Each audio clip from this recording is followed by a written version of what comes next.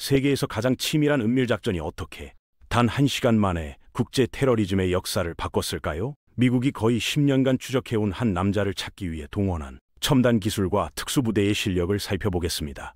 한순간의 실수로 모든 것이 무너질 뻔했던 아슬아슬한 순간들까지. 이것은 단순한 군사작전을 넘어서 현대사의 분수령이 된 이야기입니다. 2001년 9월 11일의 참사 이후 미국 전체가 복수를 갈망하고 있었습니다. 약 3,000명의 무고한 시민들이 목숨을 잃었고 그 배후에는 오사마 빈 라덴이라는 이름의 테러리스트가 있었죠. 하지만 그를 잡는 일은 생각보다 훨씬 복잡했습니다. 미군은 아프가니스탄의 탈레반 정권을 무너뜨리는 데는 성공했지만 정작 가장 중요한 목표인 빈 라덴은 연기처럼 사라져버렸거든요. CIA의 정보 요원들은 수년간 그의 흔적을 쫓았지만 번번이 허탕만 쳤습니다.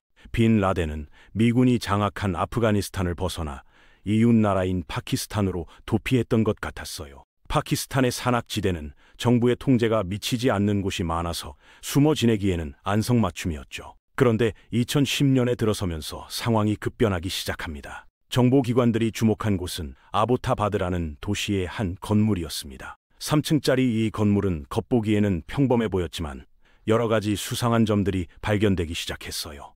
건물 주변에는 일반적이지 않은 높은 담장이 설치되어 있었고 보안시설도 과도하게 갖춰져 있었습니다. 더욱 흥미로운 것은 이 건물에서 생활하는 사람들의 패턴이었죠. 누군가가 분명히 그 안에 살고 있는 것 같은데 정작 그 사람의 모습은 한 번도 밖에서 포착되지 않았거든요. 미국 정부는 이 건물에 대한 감시를 시작했습니다. 첨단 장비를 동원해서 건물 내부의 움직임을 파악하려고 했지만 여전히 확실한 증거를 잡지는 못했어요. 몇 달간의 관찰 끝에 내린 결론은 이랬습니다. 이 건물에 살고 있는 정체불명의 인물이 바로 오사마 빈 라덴일 가능성이 상당히 높다는 것이었죠. 2011년 4월 29일 오바마 대통령은 작전의 최종 승인을 위한 브리핑을 받았습니다. 참모들 사이에서는 의견이 갈렸어요. 일부는 이 작전이 너무 위험하다고 주장했습니다. 만약 작전이 실패한다면 최정예 부대원들이 적진에서 포로가 될 수도 있고 그렇게 되면 미국의 군사 기밀이 노출될 위험성도 있었거든요. 게다가 정말로 빈 라덴이 그 건물에 있는지조차 100% 확신할 수 없는 상황이었습니다. 하지만 대통령은 결국 작전을 승인했습니다. 작전명은 넵튠 스피어로 명명됐고 실행부대는 미군 최고의 특수부대인 네이비 실팀 6이 선택됐어요. 이들은 합동특전사령부 직속으로 운영되는 최고 수준의 특수부대였죠. 인질 구출부터 첩보 활동, 그리고 고가치 표적 제거까지 가장 위험하고 중요한 임무들을 담당하는 정예 중의 정예였습니다. 작전 계획을 세우는 과정에서 여러 가지 옵션이 검토됐습니다. 가장 간단한 방법은 파키스탄 군대와 협력하는 것이었지만 정보가 사전에 새어나갈 위험성 때문에 배제됐어요. 스텔스 폭격기로 건물을 완전히 파괴하는 방안도 있었지만 그렇게 되면 빈 라덴이 정말 죽었는지 확인할 방법이 없었죠. 결국 선택된 것은 특수 제작된 스텔스 블랙호크 헬리콥터를 이용한 직접 침투 작전이었습니다. 2011년 5월 1일 오후 1시 22분 국방장관 레온 파네타가 대통령의 최종 명령을 전달했습니다. 작전이 본격적으로 시작된 거죠. 오바마 대통령과 국가안보팀은 상황실로 이동해서 드론이 전송하는 실시간 영상을 통해 작전의 전 과정을 지켜볼 준비를 했습니다. 현장에 투입될 24명의 네이비실 대원들은 기술적으로 CIA의 지휘하에 들어가게 됐어요. 이렇게 함으로써 이 작전을 정식 군사작전이 아닌 정보작전으로 분류할 수 있었거든요. 전체 작전에는 79명의 특수부대원과 한 마리의 군견이 참여했습니다. 카이로라는 이름의 벨기에 말리누아 견종이었는데 이 개의 역할은 적의 접근이나 도주 시도를 미리 감지해서 대원들에게 경고하는 것이었어요. 핵심 팀에는 조종사들과 통역관, 정보 분석가, 기술 전문가들이 포함되어 있었습니다. 새벽 3시 30분경 2대의 헬리콥터가 목표 지점으로 접근하기 시작했습니다. 예비 헬리콥터들은 필요시 투입될 수 있도록 대기하고 있었고 주력 헬리콥터들이 실제 침투를 담당했어요. 스텔스 기능이 적용된 블랙호크들이 낮은 고도로 비행하면서 건물 상공에 도달했죠. 계획에 따르면 첫 번째 헬리콥터는 로프를 이용해 대원들을 건물 앞마당에 내려뜨리고 두 번째 헬리콥터는 나머지 인원을 투입할 예정이었습니다. 그런데 이때 예상치 못한 문제가 발생했습니다. 첫 번째 헬리콥터가 와류고리 상태라고 불리는 공기역학적 현상에 휘말린 거예요. 예상보다 높은 기온으로 인해 공기 밀도가 변했고 이것이 로터 블레이드 주변의 기압 분포를 불안정하게 만들었죠. 헬리콥터가 균형을 잃으면서 건물 담장에 충돌하게 됐고 꼬리 로터가 심하게 손상됐습니다. 조종사의 빠른 판단으로 헬리콥터는 앞부분부터 착륙하면서 완전한 추락을 피할 수 있었어요. 실 대원들과 승무원들은 거친 착륙에도 불구하고 무사히 탈출했습니다. 다행히 건물 내부에서는 아직 적대적인 움직임이 포착되지 않았고 은밀한 침투라는 목적은 달성된 것 같았어요. 두 번째 헬리콥터는 건물 밖 안전한 곳에 착륙했고 모든 대원들이 담장을 넘어 합류했습니다. 이제 건물 침투가 시작될 차례였습니다. 폭발물 전문가들이 나서서 진입로를 확보해야 했어요. 건물 안의 사람들에게 최대한의 충격과 혼란을 주면서 동시에 빠른 진압을 위해서는 순간적인 압도가 중요했거든요. 거의 10년간의 추적이 이 순간에 달려 있었습니다.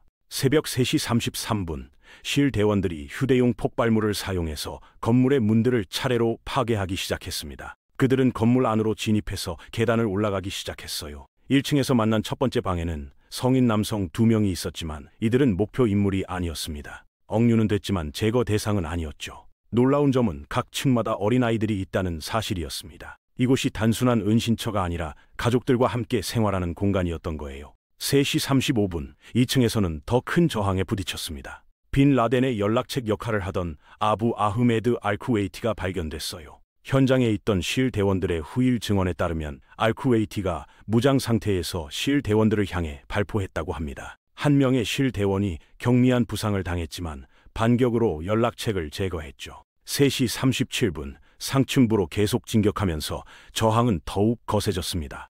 연락책과 그의 형제, 부인을 만났고 적대적인 인물들은 모두 무력화되거나 체포됐어요. 계단을 더 올라가던 중 또 다른 인물과 조우했는데 이 사람의 정체가 희망적인 신호였습니다. 알카에다 조직원이 사망한 후 확인해보니 그가 바로 오사마 빈 라덴의 아들 중 한 명이었거든요. 아버지의 테러 활동을 따르던 후계자 중 하나였죠. 만약 그가 여기 있다면 아버지도 멀지 않은 곳에 있을 가능성이 높았습니다. 3시 39분, 마지막 3층만이 남았습니다. 실 대원들은 또 다른 실망에 대비하고 있었어요.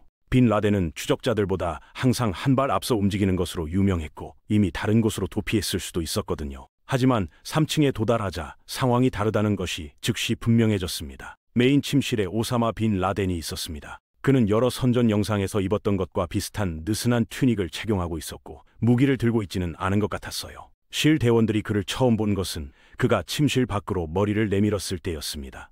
그들은 즉시 발포해서 그에게 상처를 입혔지만 빈 라덴은 침실로 후퇴할 수 있었죠. 침실 안에는 빈 라덴의 여러 부인들을 포함해서 여성 가족들이 많이 있었습니다. 한 여성이 실 대원들을 향해 돌진하듯 다가왔고 실 대원들은 그녀를 다치게 한 후 제압하고 테러 지도자를 향해 계속 전진했어요. 이제 빈 라덴에게는 도망갈 곳이 없었습니다. 그 다음에 벌어진 일에 대해서는 현장에 있던 실 대원들 사이에서도 증언이 엇갈립니다. 맷 비소네트는 빈 라덴이 접근하면서 첫 총격으로 치명상을 입었다고 주장했어요. 부인들이 그를 보호하려 했지만 실 대원들이 그들을 밀어내고 지나갔을 때 빈 라덴은 이미 땅에 쓰러져 있었다고 합니다. 반면 로버트 제이 오닐의 증언은 상당히 달랐습니다. 그는 빈 라덴이 부상을 당했을지는 몰라도 여전히 위험한 상태였다고 주장했어요. 실제로 빈 라덴이 여성 중 한 명을 인간 방패로 사용하려 했고 그녀를 실 대원들 쪽으로 밀어붙이는 동안 오닐이 빈 라덴을 사살했다고 증언했습니다. 결과는 같았습니다. 실팀은 신과 조국을 위하여 제로니모라는 암호명으로 표적 제거를 확인했습니다. 오사마 빈 라덴을 사살하는 데까지 걸린 시간은 15분도 되지 않았어요. 이것은 미국 군사 사상 가장 효율적인 작전 중 하나였고 네이비 실 전체에서 단 한 명의 사망자나 중상자도 발생하지 않고 완료됐습니다. 상황실에서 지켜보던 오바마 대통령이 백악관팀 전체가 기다리던 말을 했습니다. 우리가 그를 잡았다. 하지만 임무는 아직 완전히 끝나지 않았어요. 3시 55분, 실 대원들은 즉시 빈 라덴의 시신을 확보해서 아래층으로 옮겼습니다. 곧 철수할 예정이었지만 여전히 광범위한 수색 작업이 남아 있었거든요. 건물 전체가 중요한 정보의 보고일 가능성이 있었기 때문에 철저한 조사가 필요했습니다. 건물 안의 다른 주민들은 어떻게 처리해야 할까요? 미국은 발견된 모든 여성과 어린이들을 억류할 생각이 없었기 때문에 비폭력적으로 제압한 후 건물 밖에 두어서 파키스탄군이 찾을 수 있도록 했습니다. 4시 5분, 빈 라덴의 시신과 모든 중요한 정보 및 증거가 확보됐습니다. 필요한 물품들을 첫 번째 헬리콥터에 싣고 이륙 준비를 마쳤어요. 착륙할 때와 마찬가지로 탐지를 피하기 위해 낮은 고도에서 이륙했습니다. 미국에서는 실 대원들이 영웅이었지만 이것은 허가받지 않은 작전이었고 파키스탄군에게 붙잡히면 감사할 리 없었거든요. 4시 8분 건물에 추락한 블랙호크 헬리콥터는 더 이상 비행할 수 없는 상태였고 파키스탄군이 곧 도착할 예정이었습니다. 헬리콥터에는 미군 능력에 관한 중요한 정보가 들어있었어요. 단순한 일반 헬리콥터가 아니라 스텔스 기능이 장착된 특수 기체였거든요. 그래서 떠나기 전에 건물 공격에 사용했던 것과 같은 휴대용 폭발물을 이용해서 추락한 헬리콥터를 폭파시켰습니다. 이 작업은 몇 분밖에 걸리지 않았고 곧 임무를 위해 대기하던 백업 헬리콥터 중 하나가 도착해서 남은 네이비 실 대원들을 태웠어요. 5시 53분 돌아오는 길은 1시간 반 이상 걸렸습니다. 빈 라덴을 사살하는 임무보다 3배 이상 긴 시간이었어요. 하지만 이제 모든 것이 끝났고 안전한 영토인 미군 점령 지역 아프가니스탄으로 돌아가야 했습니다. 파키스탄군이 미군 헬리콥터를 발견하더라도 공격할 가능성은 낮았지만 은밀한 탈출을 위해 미군은 약간의 허위 정보 작전을 펼쳤어요. 미국인들은 오사마 빈 라덴의 시신을 가지고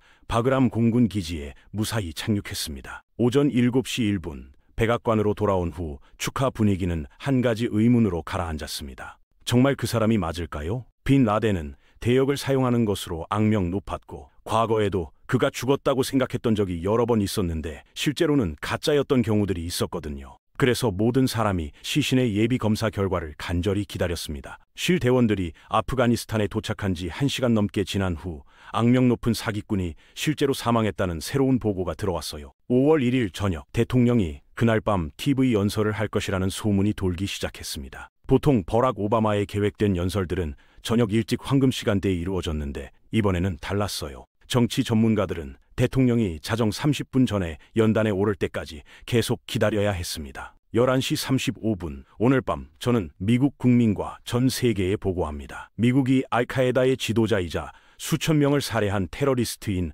오사마 빈 라덴을 사살했습니다. 대통령이 빈 라덴의 테러 공격으로 사망한 많은 사람들에게 경의를 표하자 전국에서 즉흥적인 축하 행사가 벌어졌어요. 9.21 테러 공격이 발생한 지 10년이 채 되지 않았고 많은 미국인들이 다음 공격에 대한 두려움 속에 살고 있었거든요. 12시 59분 오바마 대통령의 연설이 끝나고 1시간 남짓 지났을 때 군대는 중요한 업무 하나를 남겨두고 있었습니다. 오사마 빈 라덴의 시신을 어떻게 처리할 것인가. 철저한 검사와 조사를 거친 후 그들은 확신했어요. 시신에서 더 이상 얻을 정보는 없었습니다. 문제는 아무도 그를 원하지 않는다는 점이었어요. 빈 라덴은 지구상 거의 모든 나라에서 수배 중이었고 그가 피난했던 파키스탄이나 아프가니스탄 같은 나라들도 그를 불법자로 간주했습니다. 어떤 나라도 그에게 무덤을 제공하고 싶어 하지 않을 것이었는데 왜냐하면 그곳이 급진주의 활동의 주요 표적이 될 것이기 때문이었죠. 화장은 이슬람 전통에 위배되므로 정부는 여전히 그의 종교를 존중하고 싶어 했습니다. 다행히 대안이 있었어요. 빈 라덴의 시신은